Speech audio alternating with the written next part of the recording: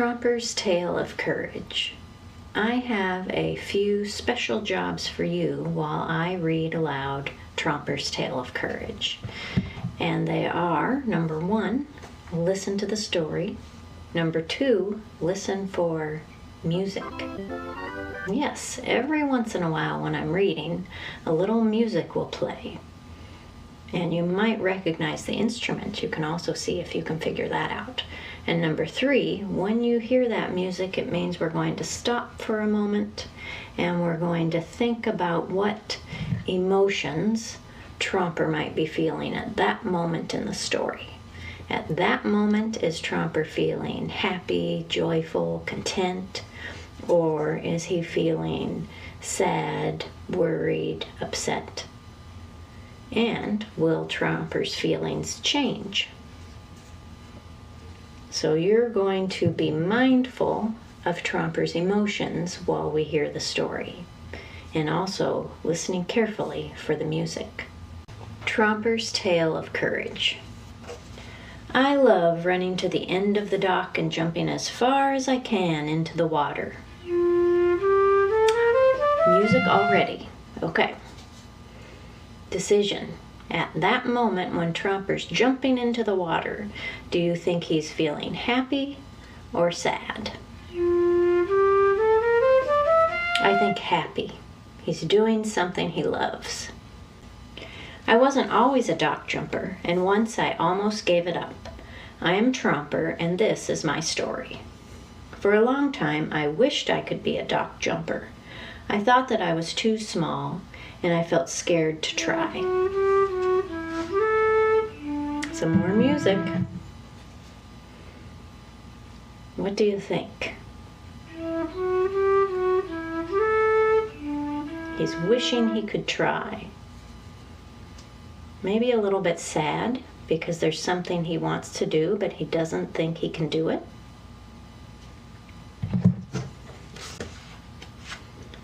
Until one day I found Hideaway Lake, where dock jumpers practice and beginners can learn how to jump. That was me, a beginner. I signed up and started learning how to jump. At Hideaway Lake, there is a caring coach who teaches me step by step how to make the big leap. Dock jumping looks carefree, but it takes a lot of speed, courage, and skill to keep improving.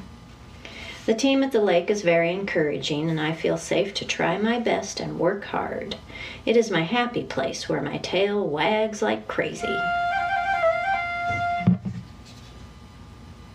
Decision time. What do you think? He's at a place where his tail wags like crazy. Pretty happy. Go Team Hideaway. One day, I almost stopped going to Hideaway Lake and lost my happy place. My coach told me Lien was coming to train at our dock. The Lien, who jumps so far he is on the top leapers team that travels far and wide to compete? I admire Lien. It was exciting news to think he would be at Hideaway Lake. Until later, when the idea of meeting a real jumper started to make me feel nervous. What do we think? Until later, when he started to feel nervous about this change. How's he feeling? I think he's a little nervous, which isn't always a great feeling, so he's maybe on the sad side here.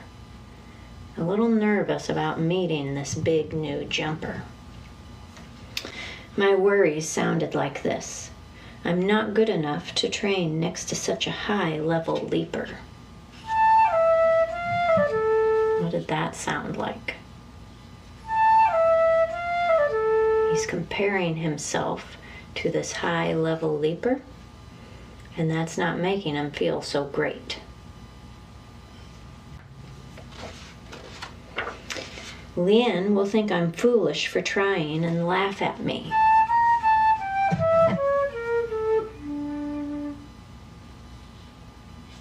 Yeah, he's having some worries about being laughed at. I will just be in the way, taking up space needed on the dock.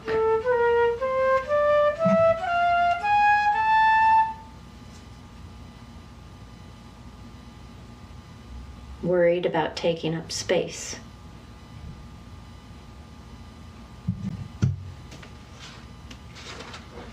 These worries almost stopped me from going to the lake. I needed to defeat the doubts in my head, but staying put seemed so much easier.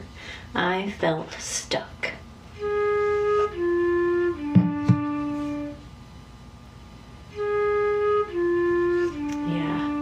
Oftentimes when we have worries and doubts and we're taking on a challenge or something that kind of scares us, then we feel stuck. And feeling stuck can be very frustrating and lonely and maybe sad. I took time to think and realized I could stay put and risk losing Hideaway Lake, or I could begin with one step. I took a slow, deep breath to calm my mind and body, and then I took my first brave step. I went to Hideaway Lake. I was too scared to go on the dock, but I was there.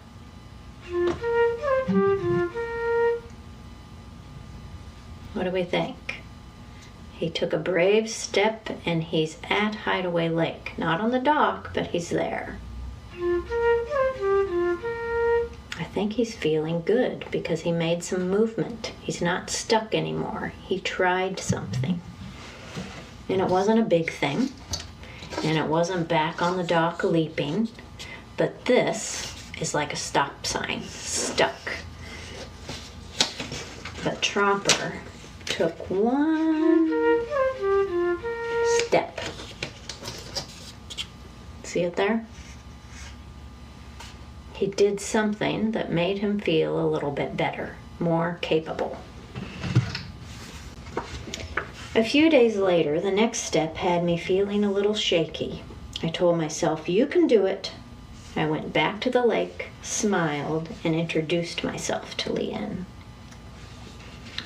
When I got back home, I celebrated my bravery. Wow, that was moving forward with all four paws and a heart full of courage. How's Tromper feeling at that moment when he got home? He's celebrating. He's feeling happy, proud of himself. He used his courage, even though he was feeling a little shaky, and he introduced himself to Leanne. So let's look here.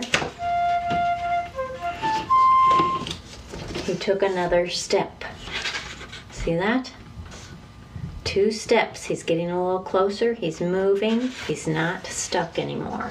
But it's taking courage. It's a bit scary. Next, I wanted to go to the class that Leanne had started coaching.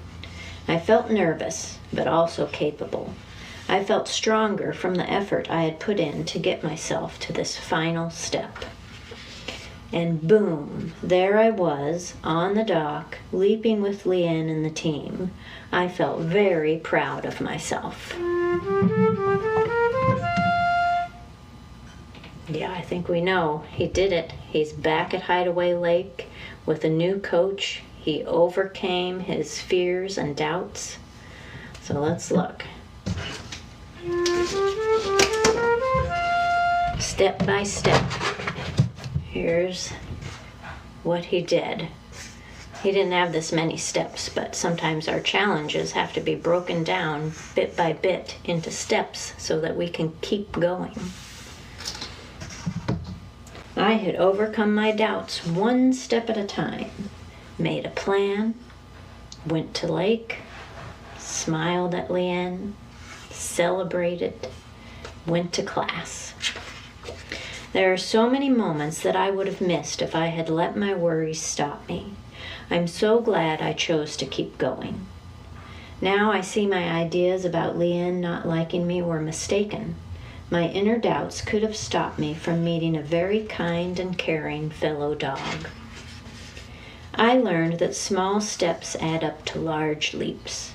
We all have uncertainties that can make us feel stuck.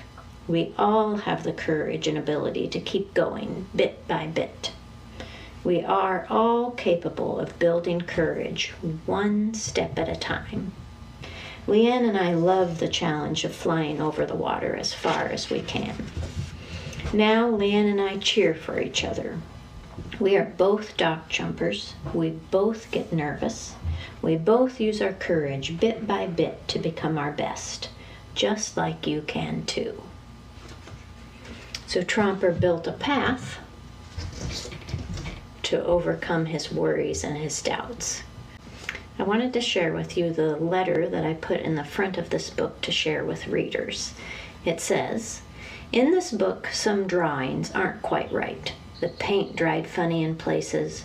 Words didn't always fit just so. Mistakes, worries, doubts bothered me as I worked on it. The idea of making a perfect book almost stopped me from finishing. Then I realized the power of a story is in sharing it. You, the reader, make this book complete when you find a moment in the story where you relate to Tromper.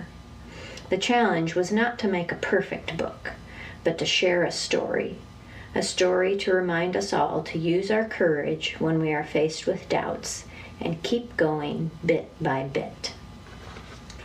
So we remember Tromper's stair-stepping path, bit by bit. This path is kind of how I envision my path to writing this book. Kind of like a roller coaster. I had days where I just loved the page I worked on, and then, like I said in my letter, I had days that it didn't go so well. So my path kind of looks like this. Messy, emotions up and down, frustrations, good days, bad days. So we each have a path that we need to navigate when we take on a challenge. My challenge was writing a book. Tromper's challenge was meeting a new coach. So let's listen to Tromper's song of his journey.